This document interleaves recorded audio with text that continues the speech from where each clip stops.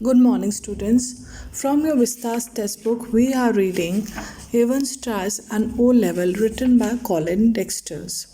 We read in our previous class that the 2 hour examination of Evans on O level German language was to start at 9:15 am. But then it started at 9:25 am. The examination was delayed. Then we learned that there were few calls that came to the governor. One call came at 9:40 and the call came from assistant secretary of the examination board, and he made a call to governor informing that the correction slip has not been placed in the examination package. The governor directly connects the line to Jackson ND wing. Then again the governor receives a call, and this time the call comes from the magistrate court asking for a prison van and a couple of prison officers because of a remand case. Now governor, when the first call came, he was a little suspicious, so he dialed to the examination call, but then there was a continuous bleep coming of a line engaged. Now when the second call came, he thought that his imagination is tricking him, so he thought that he would rather try to not to think wild about the calls coming. And then we learned that how Stephens is dutifully giving his duty, peering from the peephole every 1 or 2 minutes and seeing that how the things were the same, and it was no use peeping inside. Evans was chewing his pen and seeking for inspiration to solve his German paper, and the teacher, he was having his right index finger hooked on the clerical collar, and with the left hand he was stroking his black beard. And then we learn that how at 10:50 governor's receiver again crackled to life as Evans pleaded the invigilator, if he can wear a blanket around him. So let's read. Shoulders, sir. It's a bit parky in here, isn't it? Silence. Evans. There's one on me bunk here, sir. McLeary. Be quick about it. So governor listens, and he listens that he hears that Evans is requesting McLeary that if he could wear a blanket, as it is parky, as it is cold in this prison. And McLeary says, be quick to wear your blanket. At 10:51 am, Stephens was more than a little surprised to see a grey regulation blanket draped around Evans' shoulders, and he frowned slightly and looked at the examinee more closely. Students, underline this. At 10:51 am, Stephens notices Evans wearing a blanket. This is a regulation blanket, that is a routine blanket, and he notices that Evans has draped it, wrapped it on his shoulder, and he was actually very worried, and he does frown, noticing that Evans was wearing this and holding that blanket closely to himself.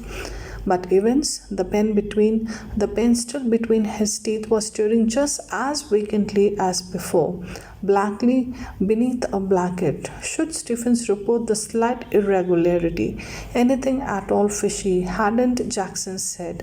But then he notices Evans that he is all lost. He is blankly looking at the wall, at the cell door, and he is just lost with his paper or something. But then Stephen started wondering that Jackson had asked him if there was something fishy, something doubtful, something suspicious, something irregular he needs to inform. So he started wondering that whether he should or not, what he should do. He looked through the peephole once again, And even as he did so, Evans pulled the dirty blanket more closely to himself. Was he planning a sudden Batman leap to suffocate McLary in the blanket? So he just has a look and in the cell of Evans through the peephole, and he notices that Evans was placing that blanket more closely to his body, and then he starts wondering that maybe he might use this blanket to suffocate and strangle McLary. Don't be daft, mad, crazy. There was never any sun on this side of the prison, no heating either during the summer months, and it could get quite chilly in some of the cells. Stephens decided to revert to his earlier every minute observation. Then Stephens realizes that he is being a little mad and crazy thinking about all the Batman leap and something. So he wonders that this side of the prison where Ivan's cell is, there's no sun, and during the summer months also there's no heating, and it is quite chill and cold in this part of the cell. So he decided that I'm not going to report anything to Jackson, and I'm going to return to my regular every minute observation through the peephole. At 11:20 a.m., the receiver once more crackled across the silence of Governor's office, and McLary informed Evans that only 5 minutes remained. Students, underline this. 11:20 a.m., McLary says last 5 minutes. So 11:20, the governor listens from the receiver that McLary is giving instruction to Evans its last 5 minutes. The examination was almost over now, but something still gnawed away quietly in the governor's mind. He reached for the phone once more. Now it was almost that the examination was done, the paper was to be over, but something was troubling governor. He had some sort of fear, worry, and then he reaches for the phone. Students, I wish you to underline this line. He reached for the phone once more. Place some indication or sign over here, a star, a question mark, a dot, anything. Underline, he reached for the phone once more. So the governor reaches for the phone once more because he was worried that how smoothly the examination had gone and things were okay. At 11:22 a.m., Jackson shouted along the corridor to Stephens. The governor wanted to speak with him. Hurry, man. Students, underline this. At 11:22 a.m., governor speaks to Stephens. So Jackson shouts to Stephens that a call is there from the governor. He wants to speak to you. Hurry up. Stephens picked up the phone apprehensively and listened to the rapid spoken orders. So Stephen is very anxious and listens to the orders coming from the governor. Stephens himself was to accompany McLary to the main prison gates. Understood? Stephens personally was to make absolutely sure that the door was locked on Evans after McLary had left the cell. Understood? Understood. So the order of governor was what? 1. Back. Stephen is to escort McLary from the cell gate from Evans' cell to the main prison gate. 1. Second order was that he is to make sure that when McLary leaves the cell, he has properly locked Evans' cell.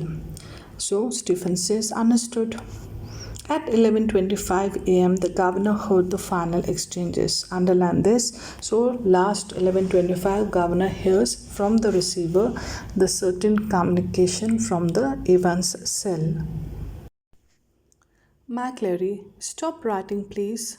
Silence. McLary, put your sheets in order and see they are correctly numbered. Silence.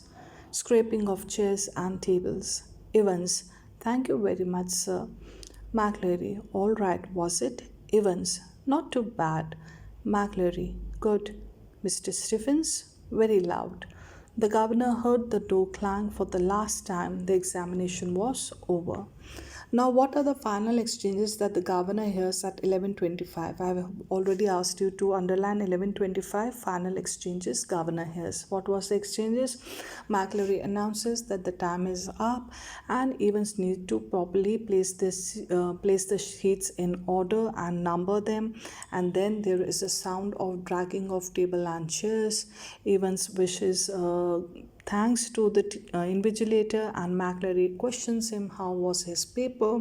Evans says it was not too bad, and then McCleary announces to Stephens that the paper is over. The governor heard the door clang for the last time the examination was over, and the governor heard the clanging of the door for the last time because now the microphone wouldn't be needed. The examination was over.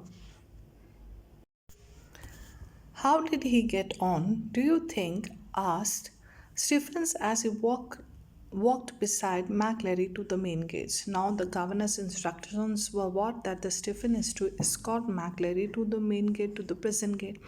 So while he is escorting, he questions McCleary that how did Evans do with his examination? Ought I cannot think he's distinguished himself, I'm afraid. So the McCleary does that he is afraid that the person might have not done good, might not have done well with his exam. His Scots accent seemed broader than ever, and his long black overcoat, reaching almost to his knees, fostered the illusion that he had suddenly grown slimmer. So now, when Stephens listened to Mark Leary's answer, he is surprised that the Scottish essence, was more noticeable than in the morning. And he noticed that his long black overcoat reached to the knees, and he realized that the person is looking more slimmer. Please underline this paragraph from his Scott accent to slimmer. Stephens felt pleased that the governor had asked him and not Jackson to see McCleary off the premises, and all in all, the morning had gone pretty well. Now, this illusion that Stephens had that the person is looking slim, that his Scottish accent was different what was in the morning, he by the time he takes it seriously, he wishes McCleary bye bye, and then he's very pleased, very happy, very proud that it was him, that the governor had given him the responsibility and not Jackson, and he was feeling proud that all things went well from the morning onwards for this examination. But something stopped him from making his way directly to the canteen for a belated cup of coffee. Now he was to go for his coffee. His coffee was overdue, but then something stopped him. What stopped him? He wanted to take just one last look at Evans. It was like a program he had seen on TV about a woman who could never really convince herself that she had locked the front door when she had gone to bed. Often she would got up 12, 15, sometimes 20 times to check the bolt. Now he had viewed this program on television about a woman who was very anxious and restless that she might have not locked the door, and she was not able to assure herself. So throughout the night, 20 times she used to wake up to check on the door. So this feeling, the same sort of feeling Stephens had, so he thought that the coffee could wait. I should just check if things are fine at Ivan's end, or if things are fine in the cell. Did I lock Ivan's cell or not? He re-entered the wing, made his way along to Ivan's cell, and opened the peephole once more. Oh no, Christ, no. So he goes to the wing, he checks Ivan's cell, he opens the peephole of Ivan's cell, and he is shocked and shouts, Oh Christ, no. There sprawled back in Ivan's chair was a man. For a semi-second, Stephens thought it must be Evans, a grey regulation blanket slipping from his shoulders. Now he saw what? that there is a man in Ivan's chair, and this man is what sprawled, that is lying back. And even for a fraction of a second, he felt that it was Evans himself. Why? Because the regulation blanket was slipping from his shoulders to the floor. The front of students, I wish you to understand from underline from sprawl back to shoulders. The front of his closely cropped, irregularly tufted hair, awash with fierce red blood, which had dripped already through the small black beard and was even now spreading horribly over the white clerical collar and down into the black clerical front.